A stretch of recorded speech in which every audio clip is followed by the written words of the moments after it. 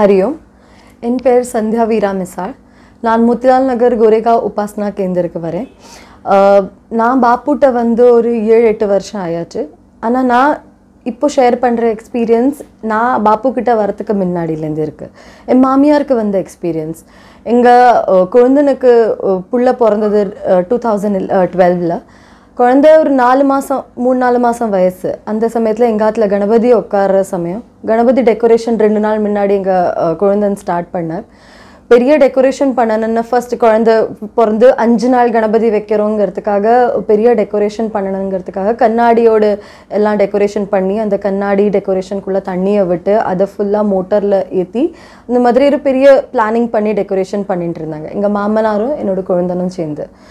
என்ன ஆச்சு தெரியலை, என்ன எலக்ட்ரிக்கல் சப்ளையில் மிஸ்டேக் ஆகிடுதா தெரியாது. ஆனால் அது சடன்லி அந்த ஃபுல் டெக்கரேஷனோட அந்த கண்ணாடி உடஞ்சி சில்லு பில்லா வீட்டு ஃபுல்லாக கண்ணாடி ரோடு வர கண்ணாடி போயிடுது. ஆனால் ஆற்றுல இருந்து எங்கள் மாமியாருக்கோ எங்கள் குழந்தனுக்கோ எங்கள் மாமனாருக்கோ இல்லை அந்த 4 மாதம் சின்ன குழந்தைக்கோ ஒரு துண்டம் கண்ணாடியோடு குத்தலை.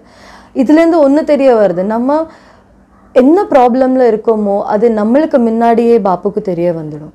அதனால் அவர் முதலவே நம்மளை ப்ரொடெக்ட் பண்ணுறதுக்குன்னு வந்துடுவார். ஆனால் நம்மளை அவரை கூப்பிடணுன்னு கூட அவசியம் இல்லை.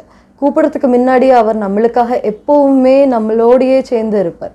ஏன்னா இவ்வளோ பெரிய ஒரு இன்சிடெண்ட்லேயும் அந்த ஆற்றுல இருக்கிற சின்ன லானவாச குழந்தைக்கு ஒரு கண்ணாடி துண்டம் குத்தாமல் இருக்கிறது ஒரு பெரிய மிரக்கல் எங்கள் எல்லாருக்குமே. அது அந்த சீன் பார்த்தவாளுக்கெல்லாம் ரொம்பவே ஆச்சரியமாக இருந்ததுக்கு எப்படி உங்கள் ஆற்றுல ஒருத்தருக்குமே ஒன்றும் ஆகலை, ரோடு வரை வந்து கண்ணாடி விழுந்தது, எப்படி நீங்களாம் எப்படி உங்களை சேஃபாக வச்சுட்டேன்னா எல்லாருக்குமே ஒரு ஆச்சரியமான விஷயமா இருந்தது. ஆனால் எங்களுக்கு தெரியும் அது எப்படி ஆச்சுன்னு. அது பாப்புனாலவே தான் ஆச்சு.